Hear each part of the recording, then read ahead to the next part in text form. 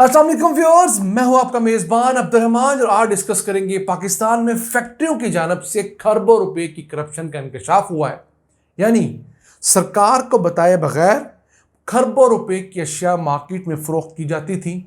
उनका sale tax हम सारी फीस से तो ले लिया जाता था, लेकिन सरकार के कागजों में जमा नहीं करवाया जाता था। और 55% फैक्ट्रियां ऐसी पकड़ी गई हैं जिनका सरकार को पता ही नहीं था। सिर्फ 45% हुकूमत पाकिस्तान के रिकॉर्ड में थी।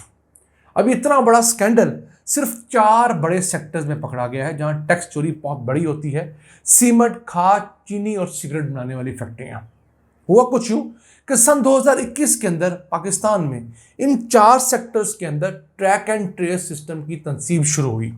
एक ऐसा निज़ाम जिसके तहत पाकिस्तान भर की तमाम सीमेंट, खाद, चीनी और सिगरेट की फैक्ट्रियों के अंदर कैमरे लगना शुरू हुए। न सिर्फ फैक्ट्रियों में बल्कि उनकी हर प्रोडक्शन लाइन के ऊपर कैमरे, सेंसर्स और स्टिकर लगाने वाली मशीनें नस्ब हुई। मकसद ये था कि पता लगाया जा सके ये फैक्ट्रियां कितनी बोरियां पैदा करती हैं, कितने डब्बे पैदा करती हैं, और फिर मार्केट में जाकर ये किस किस के हाथों कहां कहां फरोख्त होते हैं।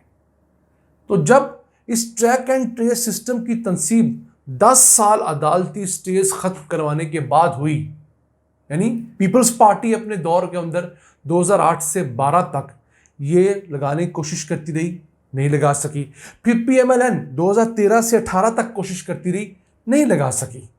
फिर जाके पीटीआई ने तमाम अदालतों से ये स्टेज ख़त्म करवाए, उसकी तनसीब का आगाज़ हुआ तो पता लगा कि इन तमाम 4 सेक्टर्स के अंदर सिर्फ 45% प्रोडक्शन लाइन्स ऐसी हैं जो सरकार के नोटिस में है। 55% का हुकूमत को पता ही नहीं है। यानी एक फैक्ट्री के अंदर मुख्तलिफ प्रोडक्शन लाइन्स होती हैं। मसलन अगर कोई चीनी बनाने की फैक्ट्री है तो उसमें सिर्फ एक कन्वेयर बेल्ट के ऊपर चीनी नहीं बन रही होती, 3, 4, 5 भी प्रोडक्शन लाइन्स हो सकती हैं। एक टाइम पे 5 जगह पर चीनी प्रोड्यूस हो रही हो एक ही फैक्ट्री के अंदर। तो उसमें पता यह लगा कि हुकूमत को सिर्फ 290 प्रोडक्शन लाइन्स का पता था, लेकिन असल में निकली 649 प्रोडक्शन लाइन्स। 55% का हुकूमत को इल्म नहीं था। तो उनमें जो चीज़ें पैदा हो रही थी उसका सेल्स टैक्स मैं और आप तो अदा कर रहे थे, हुकूमत को नहीं दिया जा रहा था। सिर्फ 25 अरब रुपए की लागत से लगने वाला ये ट्रैक एंड ट्रेस सिस्टम इतना बड़ा खरबों रुपए का स्कैंडल बाहर लाया है। अभी भी ये फुल फ्लैज इंप्लीमेंट वैसे नहीं हुआ, इसे चलने नहीं दिया जा रहा क्योंकि माफिया बहुत तगड़ा है। बड़े बड़े मिल मालिकान है, एफपीआर इनके साथ मिला हुआ है। बड़े बड़े होलसेलर और डिस्ट्रीब्यूटर भी नहीं चाहते कि उनकी आमदन जो है वो किसी खाते में आए। अगर बात करें आपको मुख्तलिफ सेक्टर्स की, तो सीमेंट की पाकिस्तान भर में 22 फैक्ट्रियां थीं, उनमें 150 प्रोडक्शन लाइन्स थी। पता ये लगा कि इन 22 फैक्ट्रियों के अंदर 150 नहीं 211 प्रोडक्शन लाइन्स हैं। यानी कि जितनी हुकूमत को पहले बता रखी थी उससे 29% ज़्यादा प्रोडक्शन लाइंस काम कर रही हैं। तो उन प्रोडक्शन लाइंस पर जो प्रोडक्शन हो रही है वो कहाँ जा रही है? वो बिल्कुल परिज़ा ड्रामे की तरह रात के अंधेरे में पिछले गेट से मार्केट में भेजने वाले ट्रक हैं जिनके पैसे मालिकान एफबीआर एहलकारों की जेब में जाते हैं, लेकिन हम आवाम से सेल्स टैक्स ले लिया जाता है। फिर चीनी के मुल्क में 80 फैक्ट्रियां बताई जाती थी, वो 82 निकली हैं। यानी कि 2 फैक्ट्रियां तो पता ही नहीं था हुकूमत को, फैक्ट्री की बात कर रहा हूँ। फिर इन 80 फैक्ट्रियों में 160 प्रोडक्शन लाइन्स थी जो हुकूमत को बताई गई थी, वो 300 निकली हैं। यानी कि 2 गुना ज़्यादा प्रोडक्शन लाइन्स निकली हैं। तो आप इससे अंदाज़ा लगा लीजिए कि हमारी हुकूमतें किस ख्वाब खरगोश में रहती हैं। फिर बात करते हैं खाद बनाने वाली फैक्ट्रियों की। अब इन खाद बनाने वाली 15 फैक्ट्रियों के अंदर 50 प्रोडक्शन लाइन्स का हुकूमत को इल्म था, लेकिन वो कितनी निकली? 37% का हुकूमत को पता ही नहीं था। फिर बात करते हैं सिगरेट बनाने वाली 20 बड़ी फैक्ट्री है पाकिस्तान के अंदर। वैसे तादाद तो तकरीबन 40-45 है। तो इन 20 के अंदर 30 प्रोडक्शन लाइन्स का पता था, तो असल में ये 59 निकली हैं। वहाँ भी खरबों रुपए की चोरी निकली है। तो ये वजूहात है कि पाकिस्तान के अंदर टैक्स कलेक्ट नहीं हो पाता।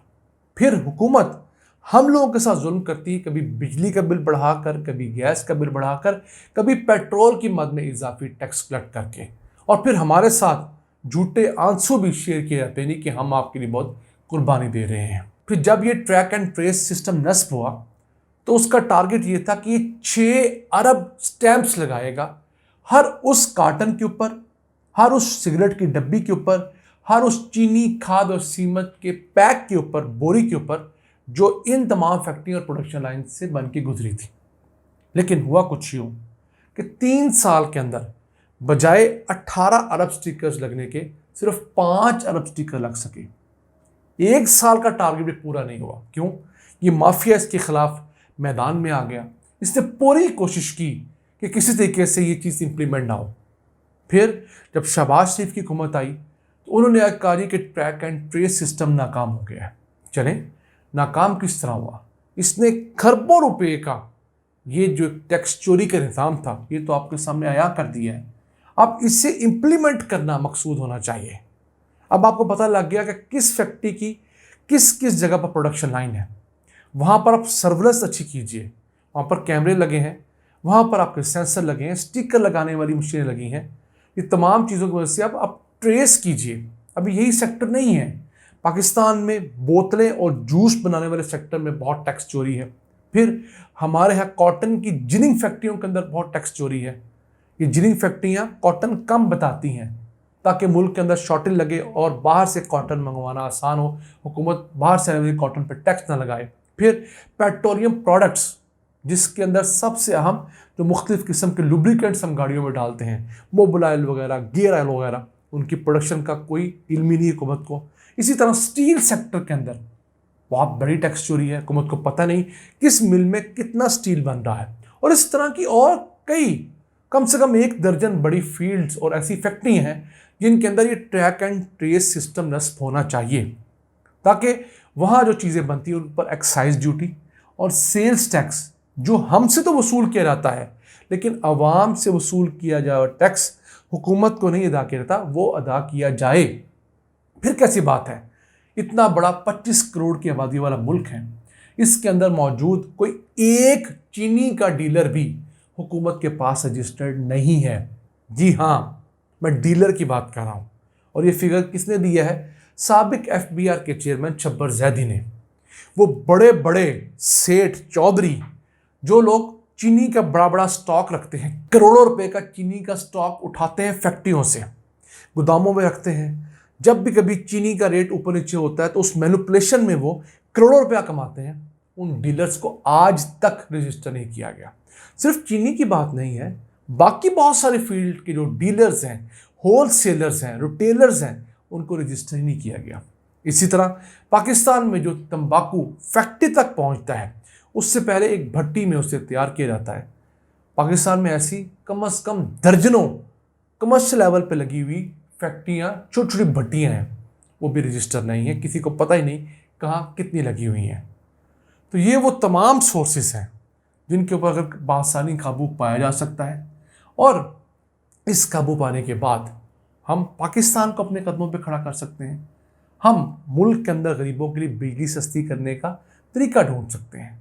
हम लोगों के लिए गैस सस्ती कर सकते हैं। हम लोगों के लिए तालीम सेहत से कर सकते हैं। तो इसी तरह पाकिस्तान अपने कदमों पे खड़ा होगा। नाज़रीन, ये था आज का एपिसोड। हमें उम्मीद है आपको पसंद आया होगा। कुछ स्किल टॉपिक हम आसान अल्फाज में आप तक पहुंचाने की कोशिश करते हैं। हम उम्मीद करते हैं कि आप हमारी ये कोशिशें सराहेंगे। अपने मेज़बान अब्दुल रहमान को इजाज़त दीजिए। अल्लाह निगहबान।